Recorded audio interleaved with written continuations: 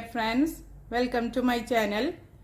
ഞാൻ ഇന്ന് ഒരു ഈസി ആയിട്ട് ഉണ്ടാക്കാൻ പറ്റിയ ഒരു കട്ട്ലേറ്റിന്റെ വീഡിയോയുമായിട്ടാണ് വന്നിരിക്കുന്നത്. നോമ്പ് തുറക്കുമ്പോഴൊക്കെ ഉണ്ടാക്കാൻ പറ്റിയ അടിപൊളി കട്ട്ലേറ്റ് ആണിത്. ഇത് എല്ലാവരും ഉണ്ടാക്കുന്നതായിരിക്കും, എന്നാലും ഈ രീതിയിലൊന്ന് ഉണ്ടാക്കി നോക്കണം കേട്ടോ. അതിന് ഞാൻ 450 ഗ്രാം ചിക്കൻ, ഉപ്പും ഗരം മസാല, മല്ലിപ്പൊടി, മഞ്ഞൾപ്പൊടി, മുളക് പൊടി ഇതും ചേർത്തിട്ട് വേവിച്ചെടുത്ത് ചെറുതാക്കി കൈകൊണ്ട് പിച്ചിയെടുത്തതാണിത്. അതെല്ലാം നിങ്ങൾക്ക് വേണമെങ്കിൽ ഗ്രൈൻഡറിലിട്ടിട്ട് ഒന്ന് പൾസ് ചെയ്തെടുക്കാവുന്നതാണ്.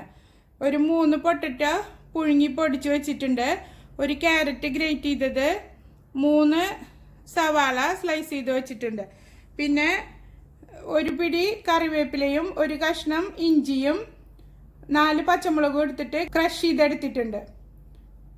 ഇനി നമുക്കിതെങ്ങനെ ഉണ്ടാക്കുന്നത് നോക്കാം.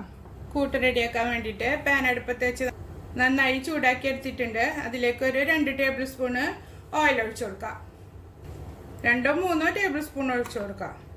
അങ്ങനെ നമുക്ക് ഉള്ളി വാടി കിട്ടാൻ വേണ്ടിയിട്ടുള്ള ഓയിൽ വേണം. ഓയിൽ ചൂടായതിലേക്ക്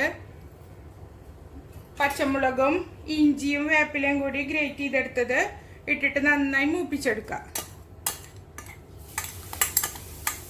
ഇതിൻ്റെ പച്ചമണമെല്ലാം മാറി നന്നായി മൂത്ത് വരണം.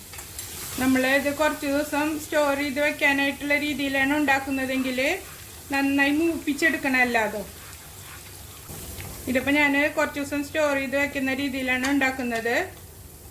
എങ്ങനെയാണ് സ്റ്റോർ ചെയ്ത് വെക്കുന്നതെന്ന് ഞാൻ കാണിക്കാം.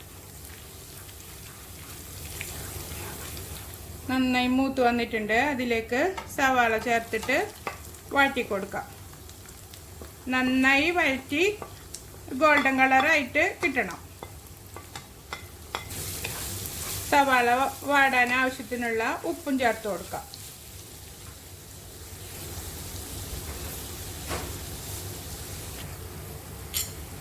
സവാള നന്നായി വാടി വന്നിട്ടുണ്ട്. അതിലേക്ക് ഒരു ക്യാരറ്റ് ഗ്രേറ്റ് ചെയ്തത് ചേർത്ത് കൊടുക്കുക. എന്നിട്ട് ക്യാരറ്റ് ഇതിലിട്ടിട്ട് നന്നായി ഇളക്കി വേവിച്ചെടുക്കുക. ക്യാരറ്റ് ഇട്ടിട്ട് കട്ട്ലേറ്റ് ഉണ്ടാക്കുമ്പോൾ നമ്മൾ കഴിക്കുന്ന നേരത്തെ അത് പൊട്ടിക്കുമ്പോൾ അതിൻ്റെ ഉള്ളിൽ കാണാൻ നല്ല ഭംഗിയായിരിക്കും. ഇതിൻ്റെ എല്ലാത്തിൻ്റെയും കളറായിട്ട് കാണുമ്പോൾ ഞാൻ സ്ഥിരമായിട്ട് ക്യാരറ്റ് ചേർത്തിട്ടാണ് കട്ട്ലേറ്റ് ഉണ്ടാക്കാറ്. ക്യാരറ്റ് നന്നായി വെന്ത് വന്നിട്ടുണ്ട്. അതിലേക്ക് പൊട്ടറ്റോ പുഴുങ്ങി പൊടിച്ച് വെച്ചത് ഇട്ട് കൊടുക്കുക. എന്നിട്ട് നന്നായി മിക്സ് ചെയ്ത് കൊടുക്കുക.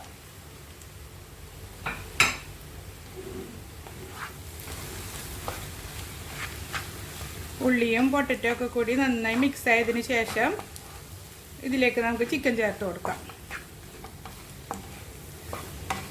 ചിക്കൻ ഓൾറെഡി ഉപ്പിട്ട് വേവിച്ചതാണ്. ഉള്ളി വാട്ടുമ്പോഴും നമ്മൾ അല്പം ഉപ്പ് ചേർത്ത് കൊടുത്തിട്ടുണ്ട്. അതിനനുസരിച്ചിട്ട് വേണം കൂട്ടിലേക്ക് ഉപ്പ് ചേർത്ത് കൊടുക്കാൻ. എല്ലാം മിക്സാക്കി എടുത്തിട്ടുണ്ട്. ഇനി അതിലേക്ക് ചിക്കൻ ചേർത്തിട്ട് നന്നായി ഇളക്കി കൊടുക്കുക. ഒരു 2-3 മിനിറ്റ് ഇതിലിട്ടിട്ട് ഒന്ന് ചൂടാക്കി എടുക്കുക. കൂട്ടൊക്കെ നന്നായി മിക്സ് ചെയ്തെടുത്തിട്ടുണ്ട്. ഈ തീ ഓഫ് ചെയ്തിട്ട് നന്നായി ചൂടാറാൻ വയ്ക്കുക.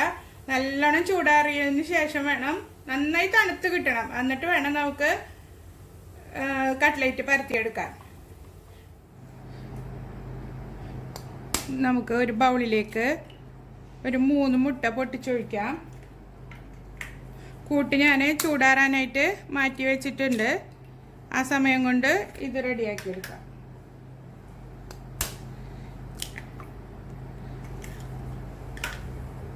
നന്നായി ബീറ്റ് ചെയ്ത് കൊടുക്കുക.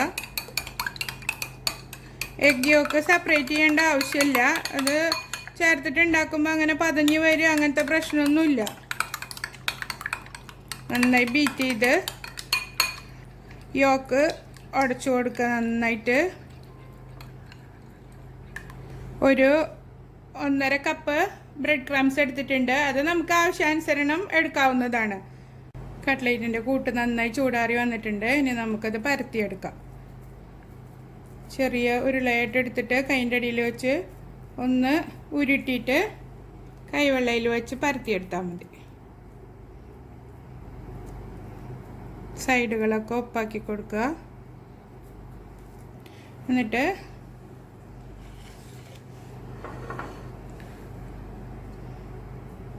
മുട്ടക്കൂട്ടിൽ മുക്കിയിട്ട് ബ്രെഡ് ക്രംസിൽ കോട്ട് ചെയ്തെടുക്കുക. അത് ഒരു കൈ കൊണ്ട് മുക്കിയിട്ട് മറ്റേ കൈ കൊണ്ട് കോട്ട് ചെയ്തെടുത്താൽ മതി, അല്ലെങ്കിൽ കയ്യിൽ ഒട്ടിപ്പിടിക്കും. ഇനി ഒന്നും കൂടെ മുട്ടക്കൂട്ടിൽ മുക്കുക, വീണ്ടും ബ്രെഡ് ക്രംസിൽ മുക്കിയെടുക്കുക. ഡബിൾ കോട്ടിങ് ചെയ്തെടുത്താൽ ഇത് പൊട്ടില്ല നമ്മൾ ഫ്രൈ ചെയ്തെടുക്കുമ്പോൾ.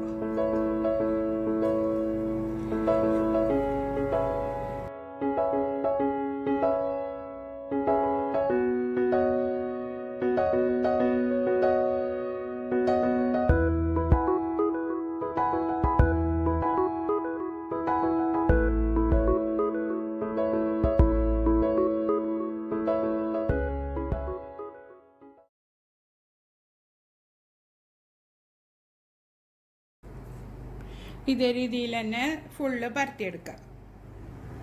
കട്ട്ലേറ്റ് ഫുള്ള് പരത്തിയിട്ടുണ്ട്. സ്റ്റോർ ചെയ്ത് വെക്കാൻ വേണ്ടി ഒരു കണ്ടെയ്നർ എടുത്തിട്ടുണ്ട്. അതിലേക്ക് പരത്തി വെച്ചിരിക്കുന്ന കട്ട്ലേറ്റ് വെച്ച് കൊടുക്കാം.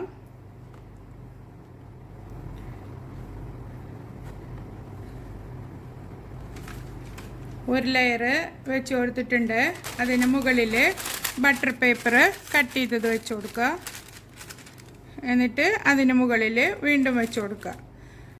അങ്ങനെ നമുക്ക് ഈ ഫുള്ള് കണ്ടെയ്നറിൽ സ്റ്റോർ ചെയ്ത് വയ്ക്കാവുന്നതാണ്.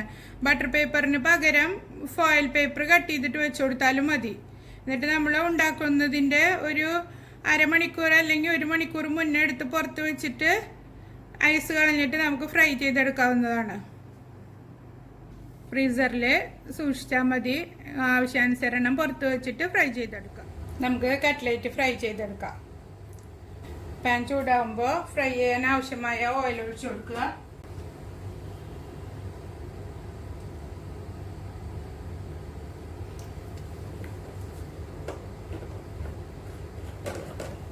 ഒരുപാട് ഓയിൽ ഒഴിക്കണമെന്നില്ല, കുറച്ച് ഓയിൽ ഒഴിച്ചിട്ട് ഫ്രൈ ചെയ്തെടുത്താൽ മതി. എണ്ണ നന്നായി ചൂടായിട്ടുണ്ട്. അതിലേക്ക് കട്ട്ലേറ്റ് ഇട്ട് കൊടുക്കുക.